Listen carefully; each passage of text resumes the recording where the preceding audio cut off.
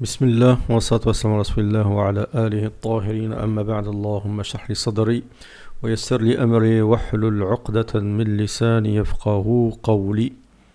Donc une courte vidéo, mais je voulais vous la partager. Moi sincèrement je ne connaissais pas ce processus, cette méthode dans le domaine de la ruqya.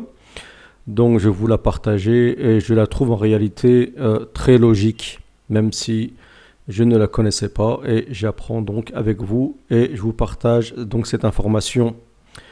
Donc nous allons écouter ce que dit ce frère, et c'est pas le seul. Donc lui apparemment c'est un shir, donc c'est le shir Mohamed Hassan, et qui a donc un magistère dans la science du hadith, donc la science du hadith. Donc c'est pas déjà un niveau en science, c'est une bonne chose, et c'est aussi un raqi Shar'i, donc quelqu'un qui est dans le domaine de la ruqya. Donc un raqi qui est déjà dans les sciences islamiques, c'est bon signe.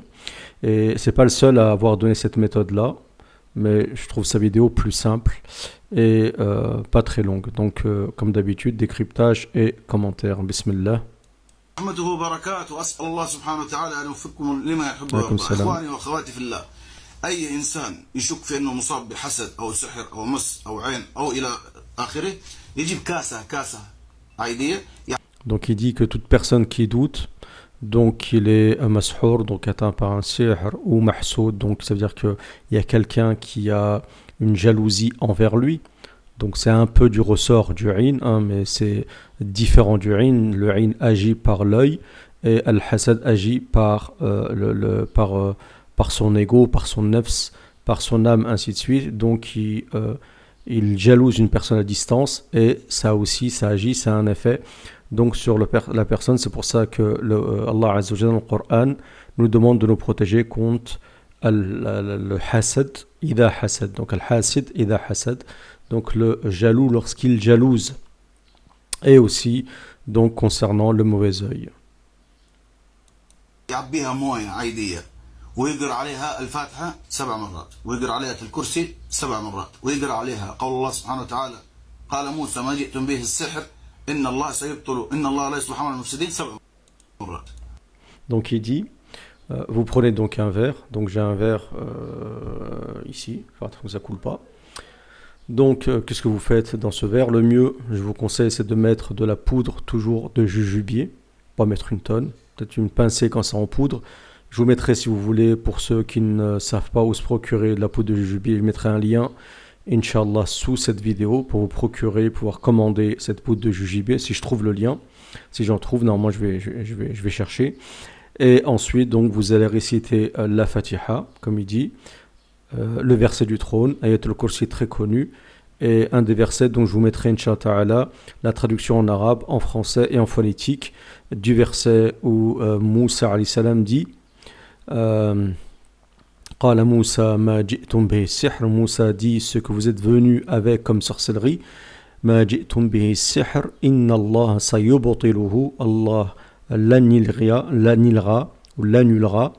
Inna Allah la yuhibbu amal mufsidin. Allah Azza wa Jal n'accepte pas et n'aime pas donc les actions des corrupteurs, d'accord, ceux qui ensorcellent les gens. Et ensuite vous soufflez une fois que vous récitez. Là donc j'ai pas récité la Fatiha et al-Kursi, juste pour vous montrer. Donc voilà, je souffle dans l'eau trois fois, une fois, 2 fois, 3 fois dans l'eau, et cette eau donc maintenant est coranisée, et vous allez ensuite boire cette eau.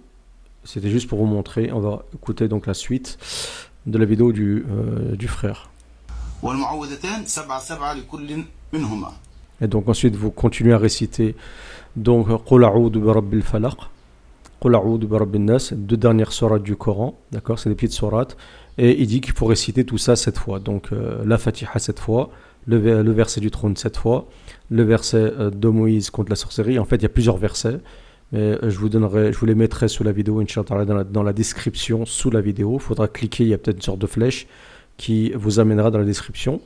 Et ensuite, les 2 dernières sourates, les petites sourates, à réciter aussi 7 fois. Si vous n'êtes pas capable de réciter 7 fois, si vous trouvez que c'est beaucoup, ceux qui ont la capacité 7 fois c'est bien, si vous trouvez que c'est beaucoup, vous pouvez le faire 3 fois. et une fois. Même une fois, ça fonctionne largement, croyez-moi, avec mon expérience. Il n'y a pas besoin de rester cette fois. Mais cette fois, c'est mieux. Mais la parole d'Allah Azza wa Jal, elle est puissante. ثم يسمي الله ويشرب هذا الماء. Donc ensuite, tu dis Bismillah et tu bois de cette eau. الإنسان المصاب طبعا مريض السكري على جنب. Donc il dit, on met ceux qui sont atteints de diabète, on les met de côté, on ne les compte pas là-dedans. الإنسان المصاب بسحر أو أي مرض من الأمراض الروحية حسد مس عين الموية هذه. Donc toute personne qui est atteinte de sihr ou de tout mot occulte, donc ça peut être tout ce qu'on a cité tout à l'heure, ça peut être une possession générale, ça c'est la personne n'est pas dans son état normal, schizophrénie, ainsi de suite, qu'Allah nous protège de ceci. Et vous avez donc le sihr, c'est un peu plus subtil, et le mauvais œil, quelqu'un atteint de jalousie, ainsi de suite. الموية هذه لن تجلس في جسمك طويلا. Donc il dit cette eau, elle n'est pas censée rester longtemps dans ton corps. تعرف الواحد لما يجي يقول أكرمكم الله يقول لون أصفر هذا ستنزل نفس اللون أبيض وبسرعة فائقة. Donc quand par exemple vous allez selon la couleur de votre urine, ça indique si vous manquez d'eau dans le corps ou pas, d'accord? Et en général, quand votre corps, vous buvez beaucoup d'eau et vous ne manquez pas d'eau, en général la couleur de l'eau, elle n'est pas altérée, hein, elle est claire. Vous sortez une urine qui est très claire, ce qui prouve que vous ne manquez pas d'eau et que carrément les reins n'ont pas besoin de fonctionner énormément. Et c'est à peu près, c'est comme ça qu'on sait si vous manquez d'eau ou pas dans le corps. Donc il dit que lorsque vous allez boire cette eau, elle est censée sortir de manière très claire, comme si vous n'avez pas de problème en fait au rein, ainsi de suite. Donc il dit, si cette eau, vous buvez après avoir récité, et que l'eau, premièrement, elle sort rapidement du corps, et qu'ensuite cette eau-là, elle est claire, donc là, la vidéo elle est finie, ça prouve que vous avez sûrement quelque chose, d'accord? Donc on met les problèmes de diabète de côté, les problèmes urinaires de côté, les personnes qui ont des problèmes de prostate, on est d'accord? Tout ça, on met de côté. On imagine quelqu'un qui est en bonne santé corporelle, pas de problème lié au canal urinaire, ainsi de suite, ni au rein. Et donc, il récite les sourates qu'on a dit, les versets, et il se rend compte que lorsqu'il boit, tout de suite, il a envie d'uriner et l'eau, elle est claire. Donc, ça peut être deux signes qui prouvent que la personne a peut-être quelque chose. Comment expliquer ça?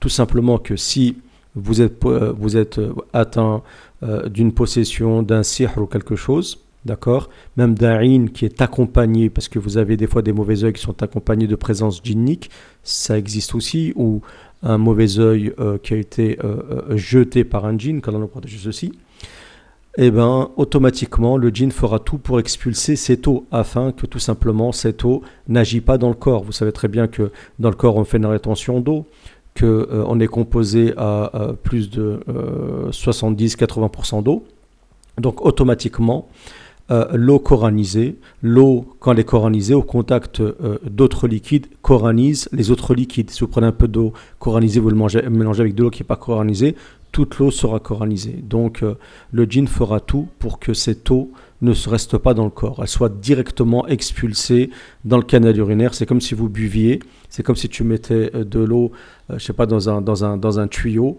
que ça devait passer, c'était censé aller dans un réservoir, et ben en fait ça sort directement par l'autre extrémité du réservoir, l'autre trou, de manière à ce que l'eau ne reste pas dans le corps pour ne pas justement agir. D'accord? Donc ça, j'ai vu ça dans plusieurs vidéos de personnes qui sont dans le domaine de la ruqya, mais j'ai préféré choisir cette vidéo, je l'ai trouvée plus simple. Donc essayez, faites cette expérience, et ça prend quoi, 10-15 minutes, et donnez-moi votre avis, Inch'Allah, dans les commentaires, après avoir fait cette expérience. Et bien sûr, c'est pas la peine de rentrer dans des paranoïas, de paniquer ou de je sais pas quoi. Si vous avez quelque chose, si vous sentez que après avoir fait cette expérience à plusieurs reprises, que l'eau à chaque fois, elle sort directement et en plus de manière très claire, c'est pas un problème. Essayez ensuite de voir si vous n'avez pas d'autres symptômes concernant les mots occultes. Et dans ce cas-là, vous avez le lien de mon livre où tout est bien expliqué avec les versets en détail. Vous avez tous les signes concernant chaque mal occulte. Et tout ceci, encore une fois, dans la description de la vidéo. J'espère que cette vidéo vous a plu. Si c'est le cas, n'hésitez pas à mettre un j'aime, à la partager et à vous abonner à la chaîne si vous n'êtes pas abonné. Je vous remercie. pour votre écoute. اللهم رحمتك